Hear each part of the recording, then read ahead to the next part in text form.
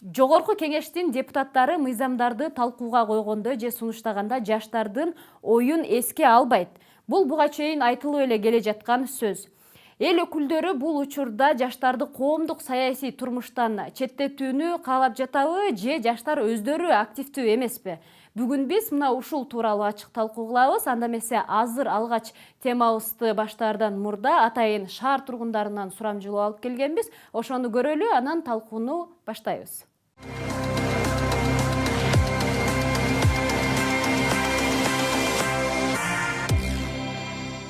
Менин оюмча алынбайт. Себеби азыр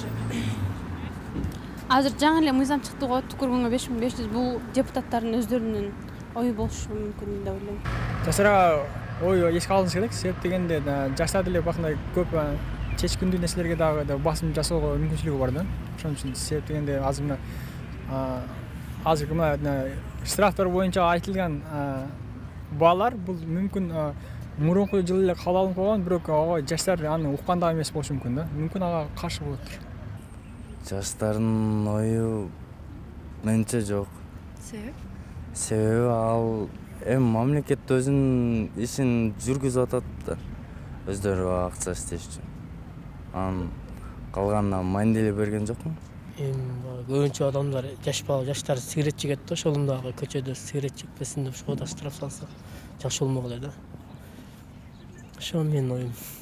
Менин оюмча жогорку кеңеште чыгарып жаткан мыйзамдар бул аябай жакшы мыйзамдар деп ойлойм. Себеби дегенде азыркы учурда аябай көп адамдар ошто түкүрүп жаман нерселерди кылып кетишет. Ошондуктан түкүргөн закон эң туура деп ойлойм. Себеби дегенде бирөөнү көрүп бирөө түкүрбөй калып, закондон коркуп, мындай кичине коркуп законду бузбай калышат да мыйзамдарды. Ошого мен ойлойм, жогорку кеңештегилер эң жакшы деген закондорду чыгарып жатат. Азыркы жаңы чыккан мыйзамдар 50% го канааттандырыш же канааттандырбасын билбейм.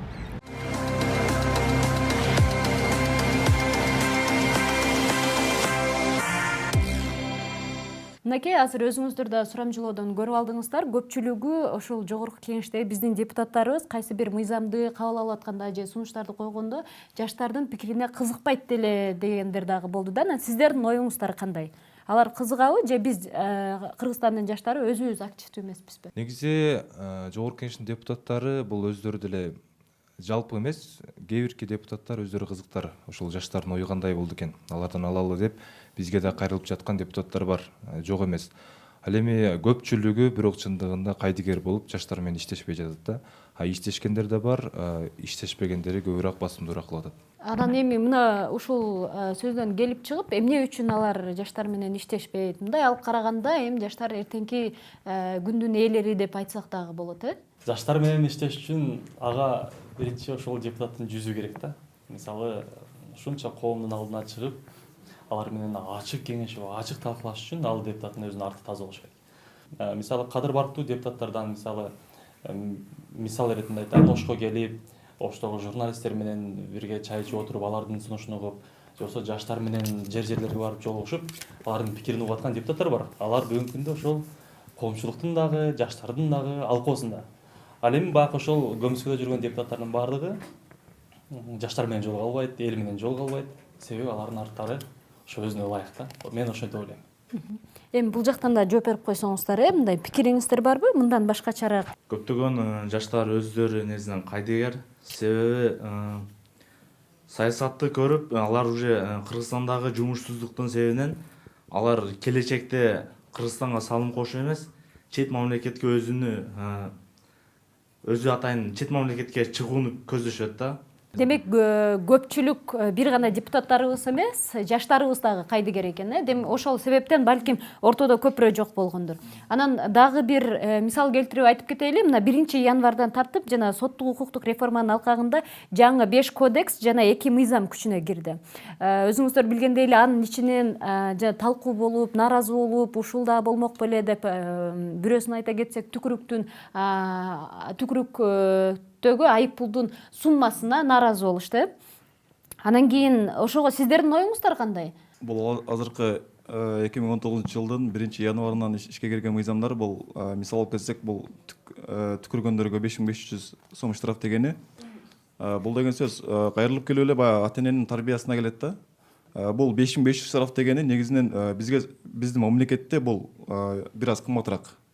Башка мисалы үчүн Бириккен Араб Эмираттарын алайлы, Англияны алайлы, башка мамлекеттерде мисалы үчүн Бириккен Араб Эмираттарында 2000 дирхам болсо, ал эми Англия мамлекеттеринде бул 1000 стерлинг ушул сыяктуу да.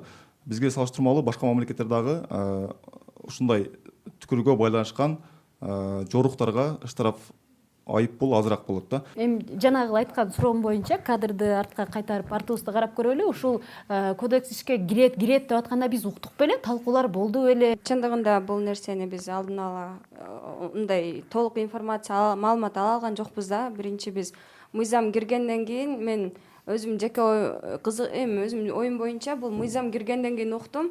Бирок бул мыйзам кабыл алынган мен туура эле деп эсептейм да.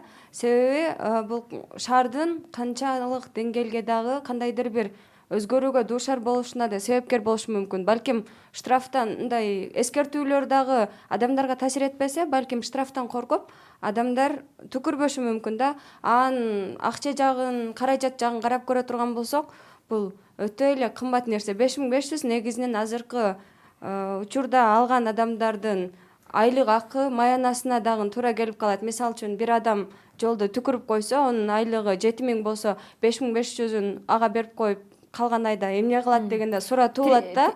Жана турмуш тирикчиликке мындай зыян тийгизип калышы мүмкүн. Бул каражат жагынан туура эмес. Бүгүн ооба биз жанагы биздин жогорку кеңештин депутаттары жаштардын оюн уккусу келбейби же жаштар биз өзүбүз аларга үнүбүздү жеткизе албайбыз деген нерсени талкуулап аткандан кийин мен сиздерден сурагым келип атат да. Жаш активист катары бүгүн мисалы үчүн Жалаң Ушул ош шаарындагы активдүү жаштарды чакырып алдык. Ошол жаңы мыйзам менен жаңы күчүнө кирген жаза кодекси менен таанышып чыктыңыздарбы? Жаран катары мындай эгер өлкөгө мындай кайдыгер болбосоңуздар. Анан бул жоруктар боюнча мен бир сыйра үстүртөн карап чыктым. Бул жерде мурунку кабыл өзү биринчи жоруктар 2017-жылдын 1-январында ошол парламент тарабынан сунушталып, ошол жерде каралган экен. Күчүнө 2019-жылдын 1-январынан кирди да. Кирди, бирок мындай иш жүзүндө мындай иштеп атканын көрбөй атабыз да. Эмнеге дегенде коомдук талкуулар болду, роликтер чыкты, жаштар чыгып ак үйдүн алдына барып дагы түкүрдү, бирок анын штраф алганын иш жүзүндө биз көрө элекпиз. Иштебей атат да. Анда эмесе азыр биз атайын сюжет даярдадык эле, мына ушул берене боюнча 71-чи беренесинде экен ошол бузуу жөнүндөгү кодекстин. Ошону көрөлү, анан талкуубузду уланталы. Чү дегенде эле 2019-жылдын 1-январынан тарта 5 кодекс жана 2 жаңы мыйзам иштей баштады. Кабыл алынган кодекстердин ичинен эң эле актуалдуусу болуп, жерге түкүргөн адам 5500 айып пулга жыгылат. Бирок эл айрыкча жаштар кайсыл жерге түкүрүү керек экенин жана бул эрежелердин канчалык деңгээлде сакталып жатканына төмөндөгүдөй жооп кайтарышат. Мыйзамдарды бир кодекстер кабыл алууда ошону элдик талкууга койсо, ошону элге жеткиликтүү түшүндүрсө, кээ бир пикир келишпестиктер чыкпайт эле да.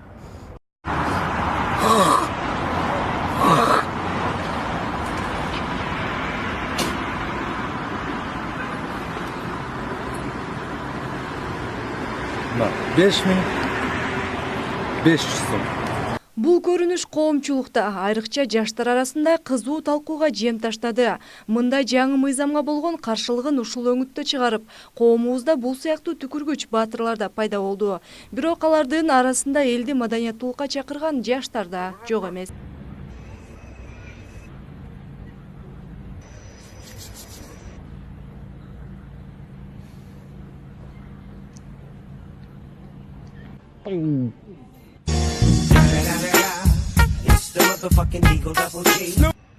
Дагы түкүргөнгө тарап жасалбай калган. Кетип атсаң эле келип туруп шалтак деп эле түкүрүп түшүп кетип калышат да көбүч.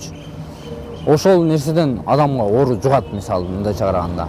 Бирок ошону урнага же адамдар жок жерде мындай түкүрсө жакшы болот да. Анан эми биздин үстүндө отургандарыбыз сразу эле закон жаңы жылдан кийин 5500 кылып койду. Бул 5500 андан көрө башка бир штрафка, башка бир нерсеге штрафты чоңойтса, менин оюмча жакшы болот эле да. Айыппулдун өлчөмү коомчулуктун турмушуна туура келбейт дегендер да бар. Мындай жол менен өкмөт карапайым калктын эсебинен бюджетин толуктоодо дешет социалдык тармактын колдонуучулары. Каяктагы закон түкүрүк деген базардан айныган нерсе жеп алса түкүрөт да.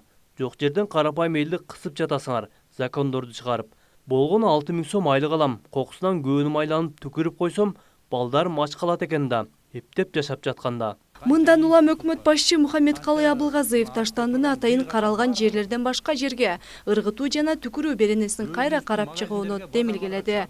Абылгазыев муну түкүрүккө салынчу айыппулга коомчулуктун кайчы пикирине байланыштуу көтөрүп жатканын белгиледи. Мынакей, азыр сюжеттен барыбыз биргеликте көргөндөй эле бул түкүрүк маселеси өтө мындай талкууга алынып, анан ар кандай видеолор тамашачын аралаш тартылып, анын жыйынтыгындагы көрдүк да, өкмөт аны артка кайтарып кайра карап чыгууну демилгелептир.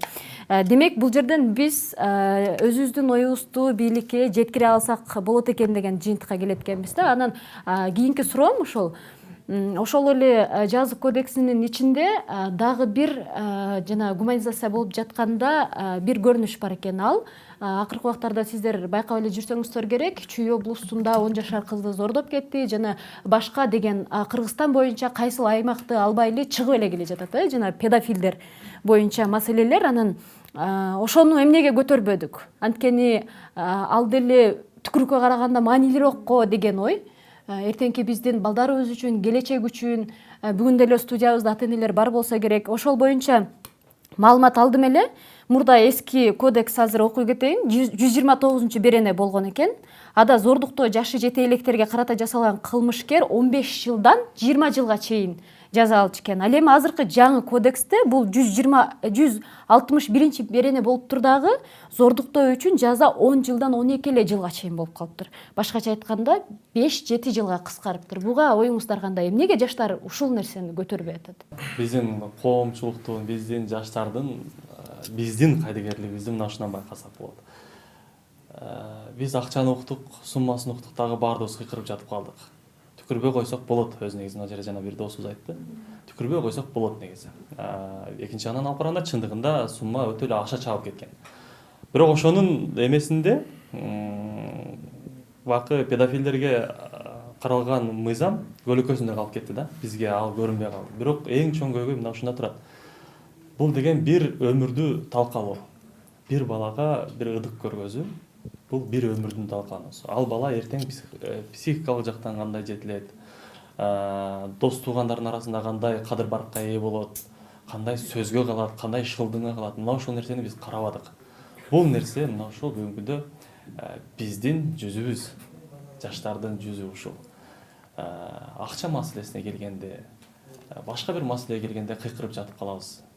Ырчылардын шоу бизнесте эки ырчы айым мурушуп атса, тынбай артынан комментарий жазыпчы. Мына ушундай оор маселелерге келгенде, балким ар ким ата-энелик башына түшө элек болгонубуз үчүн дагы кээ бир жаштар мына ошол нерсеге көңүл бурбайт. Ооба, бирок бул жерден ушул эгерде айта турган болсок, ата-эне болгон жаштарыбыз дагы бар да. Алар эмне үчүн көтөрүшпөйт? Алар деле мындай коомчулукта өзүнүн пикирин социалдык тармактар аркылуу кенен бере алат. Мисалы, түкүрүк кандай хит болду, эгер ушундай сөз менен айта турган болсок. Анан коңшу өлкөлөрдөн карап көрө турган болсок, мисалы үчүн ушул эле педофилдерге зыян могул Казакстанда эле химиялык бычуулар жазасы берилиптир да аларга. Башкача айтканда аларда күчөтүлүп атат. А бизде жагдай кандай? Өзүбүз карап көрө турган болсок, бизде педофилдер көбөйүп атат.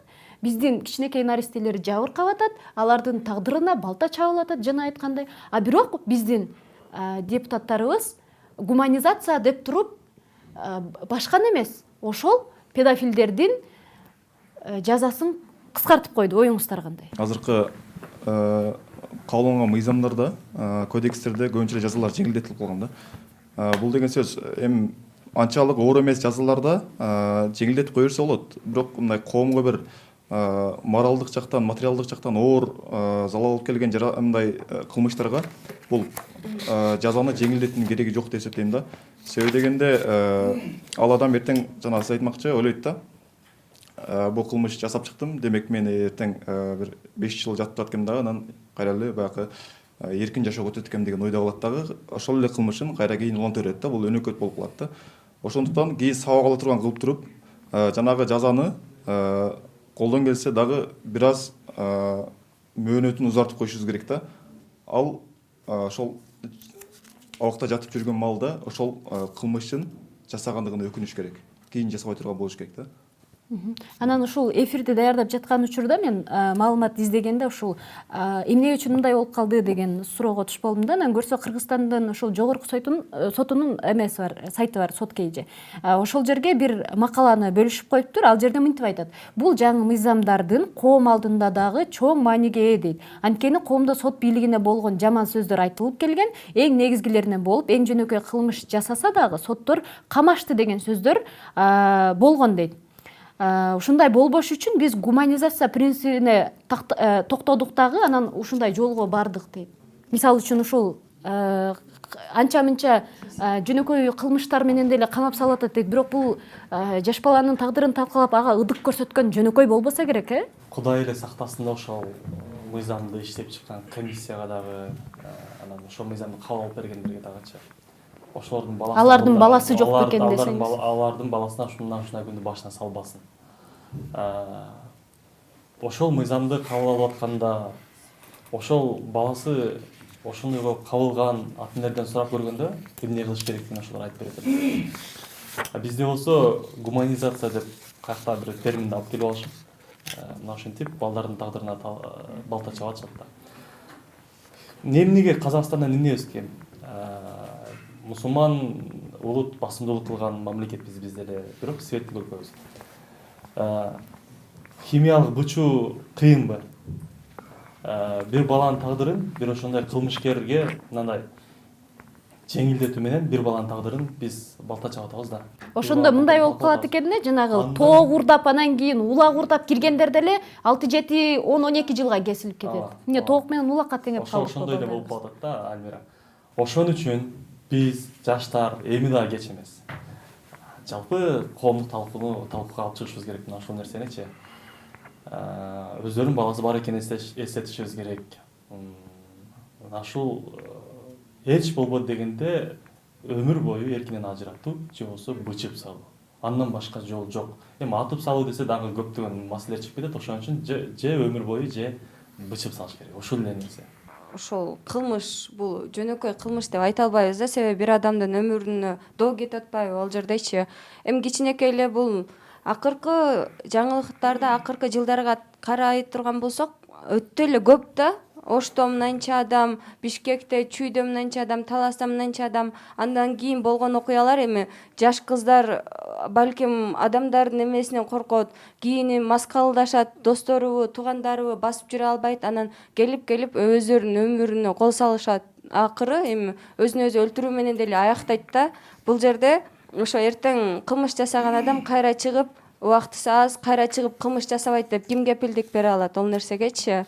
Ошонун убактын азайтпай, жылын кайра 15 жылга чейин болсо, 20 жылга чейин болсо, азыркы күндө 12-10 жылга чейин. Мөөнөт ошондой болуп калды.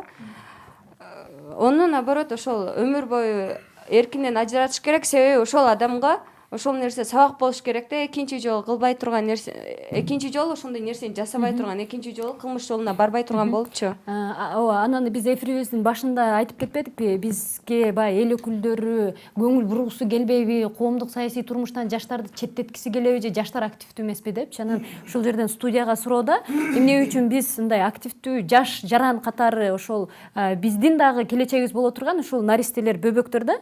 Анан ошолордун келечеги үчүн бул темага кызыккан жокпуз, эмне үчүн түкүрүк сыяктуу кылып көтөрүп чыккан жокпуз. Же болбосо коом эмнеге көтөргөн жок? Сиздерге суроо. Ушул азыр сиздер айтып аткан нерселер болсо, мындай түкүрүк же зордук зомбулуктан башка көйгөйлөр толуп турат да биздинчи негизи. Бизге негизи азыр мына сырттан көз караш менен караганда жогорку кеңештегилер да кайдыгер, эл да кайдыгер да бердичи. Бул жерде бул өзүбүзгө кылып аткандайбыз да негизичи. Ошо жогорку кеңеште мисалы түкүрүк боюнча мыйзамдар кабыл алып атканда, суммалар келип атканда депутаттар өздөрү колдоду дагы, уже мыйзам ишке киргенде депутаттар кайра өздөрү жамандап атышты да. Токтотпойлу бул нерсени, кантип мыйзамга ишке ашырдыңар депчи. азыр эми мунун кандайдыр бир чечкиндүү бир эме болуп кадам ташташыбыз керекпи дейм да. Биздин уже мындай кандай десем чече турган моментибиз келип калды да, башка уже вариантыбыз жок да. Ошол анда эмесе ооба. Ошол кадамдар тууралуу сөз кылалы. Анда биз эмне кылышыбыз керек? Ар бирибиз ушул Кыргызстандын жараны катары эмне кыла алабыз? Албетте биз глобалдуу бир өлкөнүн келечегин чечип иш колубуздан келбейт, бирок кадам таштаганга ар бирибизде мүмкүнчүлүк бар. Эмне кылсак болот? Бул нерсеге жаштарбы же чоң эле адамдарбы бардыгы кайдыгер болбош керек. Биринчиден ошол кайдыгерлик мамилени алып салыш керек да бул жерденчи. Андан кийинки кадамдар боюнча айтып кетсем, бул ар бир адам ошол нерсеге түз көз карашта болуш керек. Ар бир адам ошол бул проблеманын жоголушуна салым кошуш керек. Мисалы кантип салым кошо алабыз? Мисалы жаштардын арасында бир тренингдерди уюштурабы, же болбосо ата-энелер менен жолугушууларды уюштурабы. Ошол сыяктуу кылып кичине психологик жактан оңдоолорду жүргүзүш керек да. Эл менен сурам жолу жүргүзүш керек, онлайн түрүндө болсо да. Ал эми мына мыйзамдарды кабыл алып жаткан биздин жогорку кеңештеги депутаттарга пикирибизди билдирүү үчүн ушул сыяктуу бизге жакпаган же болбосо биздин жашоо турмушубузга туура келбеген, бизде бул жакта башка жашоо болуп атат, реалдуу жашоодо, мыйзамда башка нерсе болуп калып атат. Ошолорду кантип аларга сунуштап же болбосо мына түкүрүк катары көтөрүп чыксак болот? Баягы сөз бар го. Эл оңолмоюнча эл башчылар оңолбойт депчи. Аларда депутаттар өткөндөн кийин биз элге барыбыр экен, бизде акча берсек бизди шайлап коюшту. Эми булар өздөрүнүн баягы укук милдеттерин колдоно алышпайт экен. Биз каалагандай мыйзам долбоорун сунуштап чыгарсак булар макул болор элек деген ойдо калат да. Ошондуктан биз шайлоо келип атканда ар бир депутатты ушундай бир аймактарга ушундай чогулуш кыласың, биз ушундай сунушту беребиз. Кийин өткөндөн кийин ушул биз берген сунуштарды ишке ашырасың деп туруп милдет жүктөсөк, мына ошолор ошондой уялып иштейт да. Депутаттар деле андай ойлонбосо керек менин оюмчачы. Эми бизди шайлап койду, эми биз кааласак деле булар билбейт экен депчи. Алар билет элдин талабынча. Болгону бүгүнкү күндө шайланган депутаттардын билим деңгээли, жеке адамдык руху, жан дүйнөсү ага даяр эмес болгону ошол. Ал эми бакы мен акча берип койдум, эми каалаган кылсам экен деген ой жок ачыгын айтканда. Анан кийин экинчиси, биз бүгүн жана сенин сурооң боюнча депутаттарга толук түрдө өзүбүздүн үнүбүздү, өзүбүздүн жан дүйнөбүздүн каалоосун жеткизгенге толук мүмкүнчүлүк бар. Бардык депутаттар Facebook'та же дагы бир башка социалдык тармактарда Айрымдары фейк аккаунт менен байкоос алып фейк отурат. аккаунттар менен, кээ бирлери ачык аккаунттар менен сөзсүз эле карап отурушат. Мен мисалы анча-мынча маселеми ачык эле бир депутаттарга мисалы жазам. Алар кээде жогорку кеңештин сессиясына көтөрүп коет, кааласа көтөрбөй коет. Мынакей кандай оңой жолу бар, биздин үнүбүздү жеткирүүгө. Биздин үнүбүз жетип атат да. Анан кийин мисалы активдүү жаштардын, башка айтканда, парламентте списоги дагы бар. Facebook'тагы активдүү жаштар, Кыргызстандагы активдүү жаштар дегендей. Алар ошол адамдарды балким өздөрү түзмө-түз карап отурбаса дагы, жандагы жардамчылар аркылуу элдин пикирин сөзсүз түрдө билип турат, социалдык тармактар аркылуучу. Биз кыскасы өзүбүздүн үнүбүздү көтөрсөк эле алар сөзсүз түрдө угат. Бирок ага канчалык деңгээлде реакция берет, ал жалпы бакы бир адам кыйкырса жоо болбойт да. Анын үчүн муштумдай биригип туруп, жалпы Кыргызстандын жаштары бир маселе көтөрсө ага сөзсүз түрдө реакция берет деп мен ишенем. Кайсыл мындай сиздер кайсыл ойду айткыңыздар келип атат? Бул жерден азыр мен эгерде ачык айта турган болсом, биз эфирди баштаганда башкача баштаганбыз. Депутаттарыбыз жаштардын үнүн укпайт депчи. Азыр жыйынтыкка келип атабыз. Демек биз өзүбүз кайдыгер экенбиз. Анткени жана Абай айтып өтүп кеткендей, бүгүн Facebook'та түздөн түз аларга балким жооп бербесе дагы бирок кат кылып жибере алабыз, достук жиберип койсок болот. Анан мына ушуга окшогон көйгөйлөрдү демек өзүбүз көтөрбөй турбайбызбы? Биз ошол проблемалар көтөргөндө биз өзүбүз талапты катуу койбой атабыз. Ошол жогорку жакта отурган адамдаргачы биз өзүбүз кайдыгер болуп атабыз. Мисалы түкүрүктү 1500 да. Аны соцсеттерге, интернеттерге, инстаграмдар полный чыгарып, роликтер жасап 1000 сомго түшүрүштү. Ошондой эле биз деле зорлук зомбулук боюнча кадам деп атабыз го. Мисалы биз ошон соцсет аркылуу, интернет ошол сайттар аркылуу бир роликтер жасап, ошолорго жеткизсек болот. Сиздер эмнеге бул законду мынча жылда мынча кыскарттыңыздар деп мисалы карабай койсо, ошентип эле кайрылсак болот деп ойлойм да мен. Буну жөн калтырса болбойт. Мисалы жанагындай айтып кеткендей эле 7 жылга кыскарып кетсе, дагы ошол ишке кайра барары бул шанстар көбүрөөк да бул ишке барганча. Ошондуктан буну кайталабаган үчүн аны өмүр бою эркинден ажыратыш керек. Эмнеге? Эмнеге дегенде ал кыздын тагдырына балта чабып өмүр боюна балта чабып атат. Ошого себептүү ошого мындай тең туш кылып туруп, ошондо өмүрүн эркинден ажыратыш керек өмүр бою. Негизи бул жерде эң негизги көйгөйлөрдүн бири бул коомчулуктун, жаштардын, анан карапайым калктын кайдыгерлиги, анан укуктук аң сезимдин төмөндүгү болуп атат да. Укуктук аң сезим деген кандай? Укуктук аң сезим деген бул кандай гана мыйзам чыкпасын же болбосо мыйзам талкууда болуп атса дагы ошол коомчулукка жетпегендиги. Анан ошол мыйзам боюнча элдердин жогорку деңгээлде бир түшүнүгү жоктугу болуп атат да.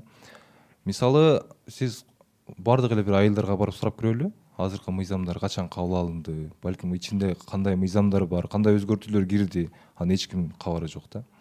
Менин билишимче, жогорку кеңеште кечээ талкууда айтылды, ушул жаңы мыйзамдарды элге жайылтууда, элге жеткирүүгө негизи 226 миллион сом бөлүнүптүр да. А эми ушул акча эмне кемби? Ушул акча менен Кыргызстанды дүркүрөтүп ушул мыйзамдарды жеткирип койсо болот да. Ар бир адамдын кулагына жаттатып койсо болот.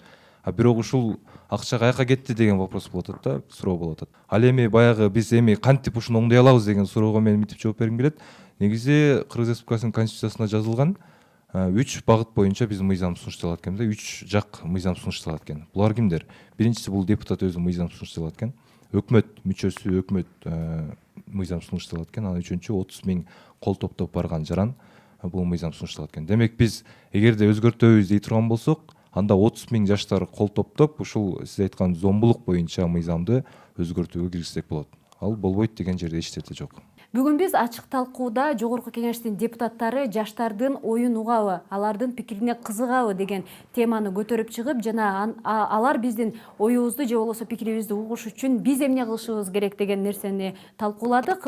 Талкуудан өзүңүздөр күбө болгондой эле көрсө күнөөнүн жарымы бизде экен. Биз өзүбүз аларга үнүбүздү жеткиргенди билбейт экенбиз. Башкача айтканда көпчүлүгүбүз кайдыгербиз. Демек, урматтуу телекөрүүчүлөр жана кадр артында отурган жаштар, сиздерге айтарым ушул жаңы бизге чыккан жазык кодекстери менен таанышайлы, кайдыгер болбойлу, андагы эртеңки келечегибизге кадыргесин тийгизе турган анча-мынча нерселерди көтөрүп чыгайлы, өзүбүздүн үнүбүздү жеткизгенди билейли. Эфирди мына ушинтип жыйынтыктайбыз. Кийинки берүүлөрдө көрүшкөнчө аман болуңуздар.